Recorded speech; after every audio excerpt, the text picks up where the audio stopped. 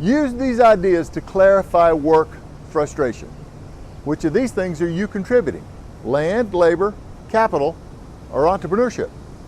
Hi, I'm Ed Riggins, but most people just call me Riggo, and welcome back to Thoughts for Thursday. Fairly often when I'm coaching people around their careers and trying to do my part to help them figure out how they can have more success, I get the sense that some of their frustrations exist because they or someone they're dealing with has forgotten some very basic truths about the world of work.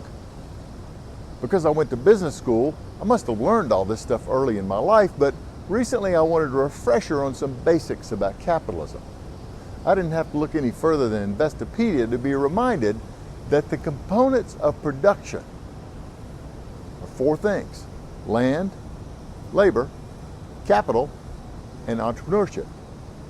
Every one of the clients who's engaged me as a real estate advisor over the years was working with these four components.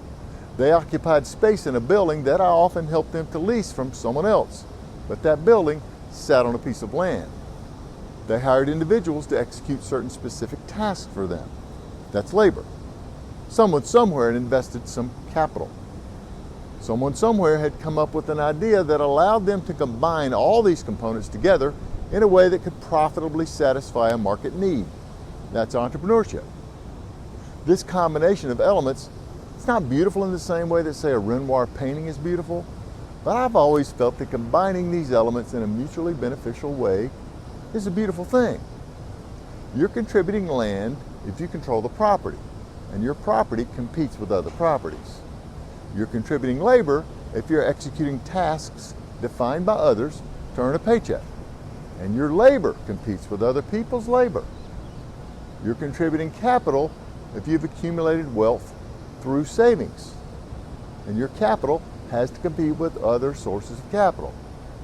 By the way, unless you inherited, the best way I know to have capital is through avoided consumption.